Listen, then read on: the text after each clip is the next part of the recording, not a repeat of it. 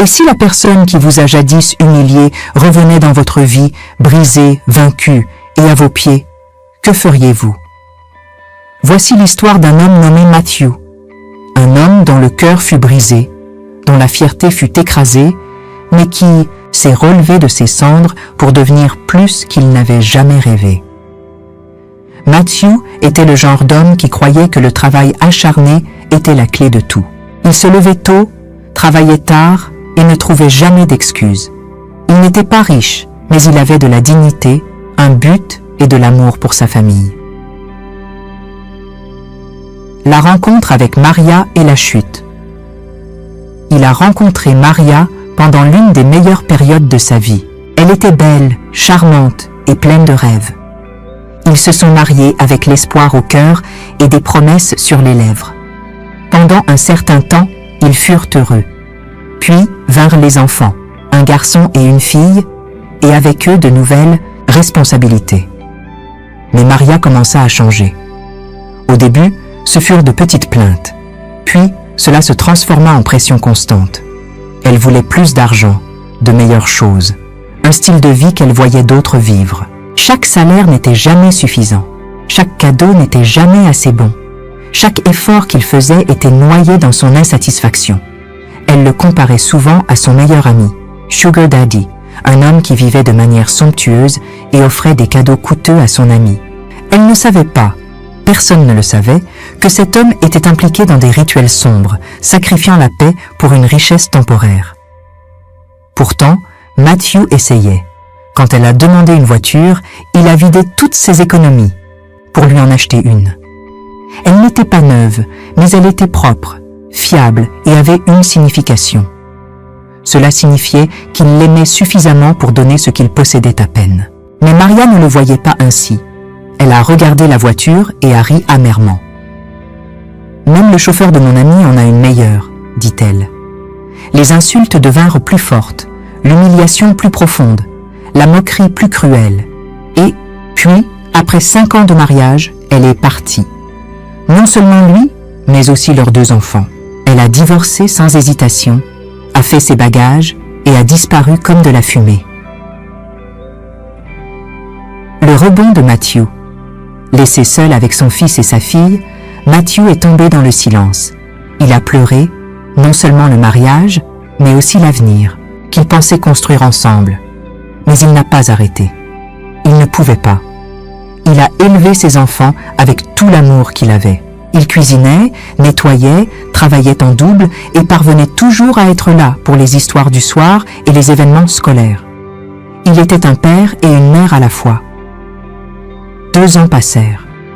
La vie était dure, mais gérable. Puis vint Sarah, une femme différente de toutes celles qu'il avait connues. Gentille, terre à terre, travailleuse et profondément spirituelle. Elle ne se souciait pas de ce qu'il possédait ou ne possédait pas. Elle voyait son cœur, et avec elle, il retrouva la paix. Peu de temps après leur mariage, les choses ont commencé à changer. Les opportunités ont commencé à surgir de nulle part. Des portes qui étaient fermées depuis des années se sont ouvertes. Ses investissements ont commencé à croître. Ses idées d'affaires ont fait mouche. En quelques années, Matthew ne faisait plus que survivre. Il prospérait. À 40 ans, il était un homme d'affaires international prospère, dirigeant une entreprise qui touchait des vies sur tous les continents. Le retour inattendu de Maria. Son passé semblait un rêve lointain, jusqu'à un après-midi torride où il est sorti de son immeuble de bureau et a vu quelqu'un qu'il ne s'attendait plus à revoir. Maria, assise sous le soleil brûlant, vendant des oranges au bord de la route, juste devant son imposant immeuble de bureau. Ses vêtements étaient usés, son visage fatigué, et quand elle l'a vu, elle a essayé de courir, de disparaître à nouveau, mais Matthew l'a arrêtée. Il a regardé la femme qu'il avait autrefois brisée et a demandé doucement « Pourquoi ? Es-tu ici ? Pourquoi luttes-tu encore ?» Elle baissa la tête, la honte dans les yeux, et murmura « Mon meilleur ami m'a trahi. J'ai tout perdu. Ma vie s'est effondrée et maintenant je suis mariée à un pauvre gardien. » Maria se tenait là, les yeux baissés, sa posture autrefois fière maintenant brisée. La femme qui parlait autrefois avec feu et confiance n'était plus qu'une ombre d'elle-même. Le soleil la frappait comme un jugement, la sueur collant à son front, tandis qu'elle serrait étroitement le sac en plastique d'orange, comme si elles étaient tout ce qui restait de sa dignité. Matthew ne dit rien au début. Il la regarda, simplement, non pas avec colère, non pas avec amertume, mais avec quelque chose de plus profond, de la curiosité, de la tristesse, peut-être même de la compréhension. Elle l'avait quitté de la pire des manières. Elle l'avait humilié, abandonné leurs enfants et était partie sans un regard en arrière. Et pourtant, la voici, debout devant lui, comme un souvenir oublié. Il lui fit signe de s'asseoir à l'ombre, près de l'entrée de son immeuble. Elle hésita, mais finit par obéir, puis, lentement, douloureusement, elle commença à parler. Le récit de Maria. Après avoir quitté Matthew, Maria croyait qu'elle était destinée à une vie meilleure. Elle a emménagé avec sa meilleure amie, celle qui affichait toujours son style de vie luxueux, la même amie dont le sugar daddy vivait comme un roi.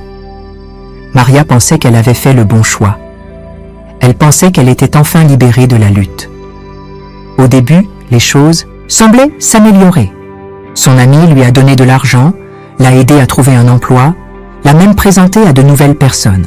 Mais bientôt, Maria a découvert la sombre vérité derrière le glamour. La richesse de son amie n'était pas gagnée par le travail acharné ou la faveur divine. Elle provenait de rituels, de sacrifices et d'accords qui coûtaient plus que de l'argent. Et pire encore, lorsque Maria a refusé de participer, lorsqu'elle a essayé de s'éloigner, elle est devenue un problème. Ils se sont retournés contre elle. Sa soi-disant amie l'a piégée dans une transaction commerciale qui a mal tourné. Elle a tout perdu, son emploi, ses économies, sa réputation. Personne ne voulait l'embaucher. Les gens chuchotaient son nom comme s'il portait une malédiction. Brisée et trahie, Maria n'avait nulle part où aller.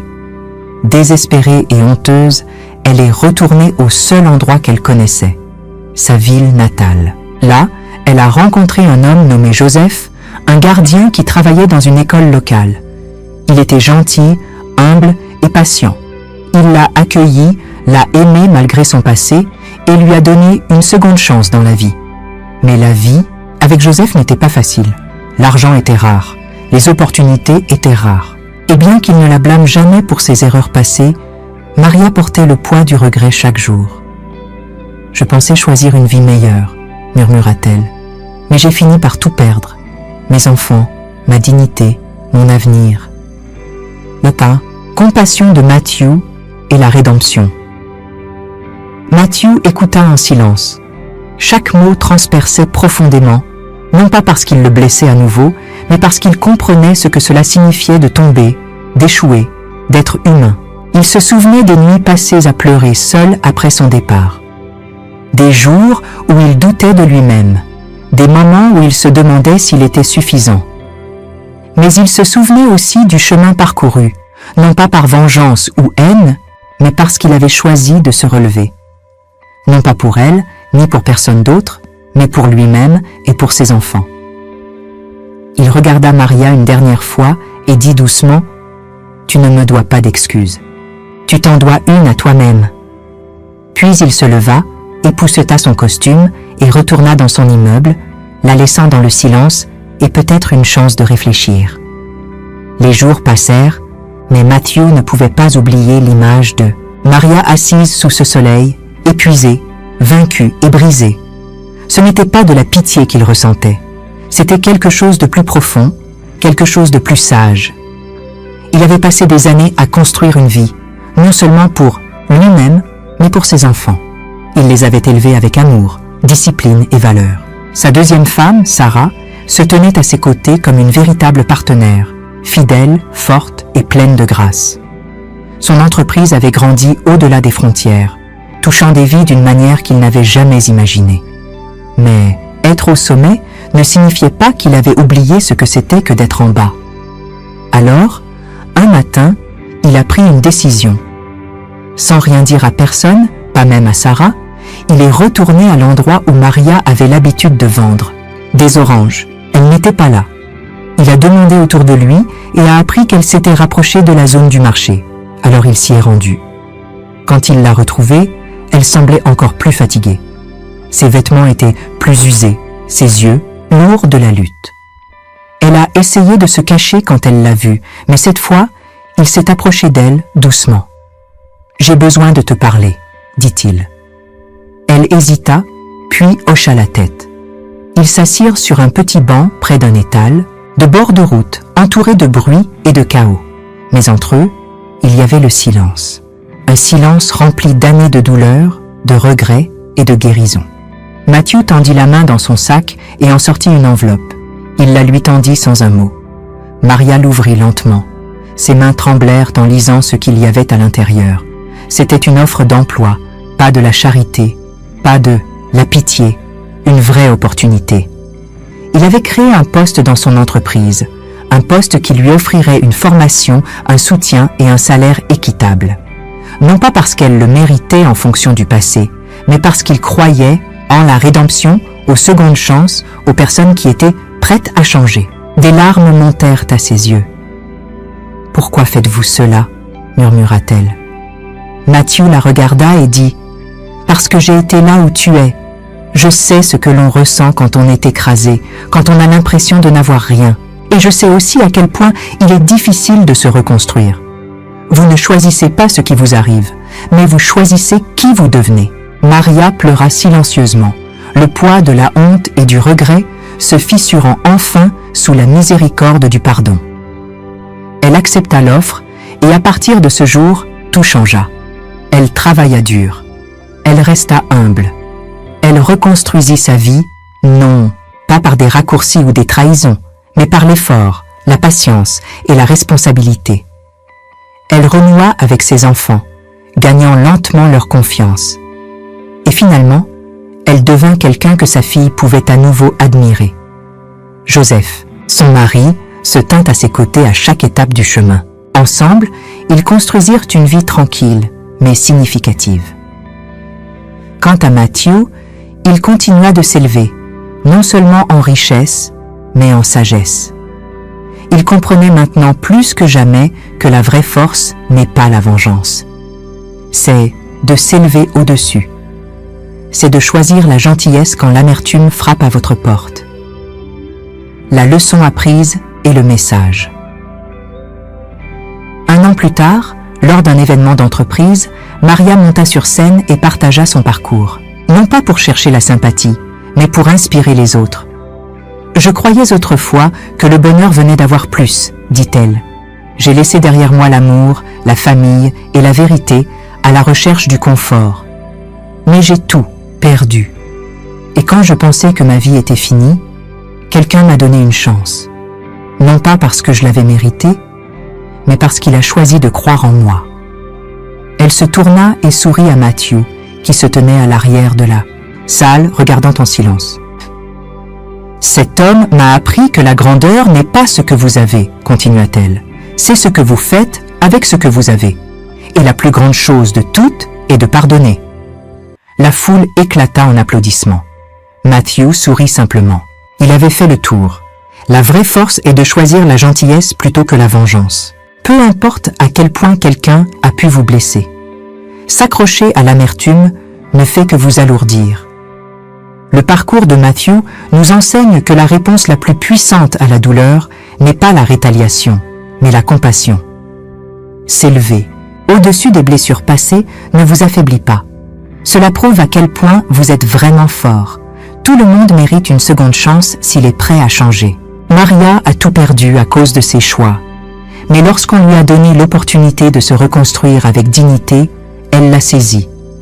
Cette histoire nous rappelle que les gens peuvent grandir, guérir et se transformer lorsqu'on leur montre de la miséricorde et qu'on leur donne une juste chance.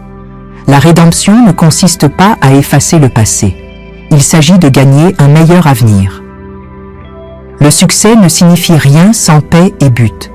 Bien que la richesse et le statut puissent apporter du confort, le véritable épanouissement vient d'une vie vécue avec intégrité, amour et gratitude. Matthew n'a pas seulement construit une entreprise, il a construit une vie enracinée dans les valeurs, la famille et la foi. Et quand il était au sommet, il ne regardait pas les autres de haut, il les élevait. Si cette histoire vous a ému, ne la gardez pas pour vous. Appuyez sur le bouton « J'aime ». Laissez un commentaire ci-dessous en partageant la partie qui vous a le plus touché et partagez cette vidéo avec quelqu'un qui a besoin d'entendre ce message aujourd'hui. Et si ce n'est pas déjà fait, assurez-vous de vous abonner à notre chaîne pour plus d'histoires puissantes, émotionnelles et inspirantes. Merci d'avoir regardé. À la prochaine fois.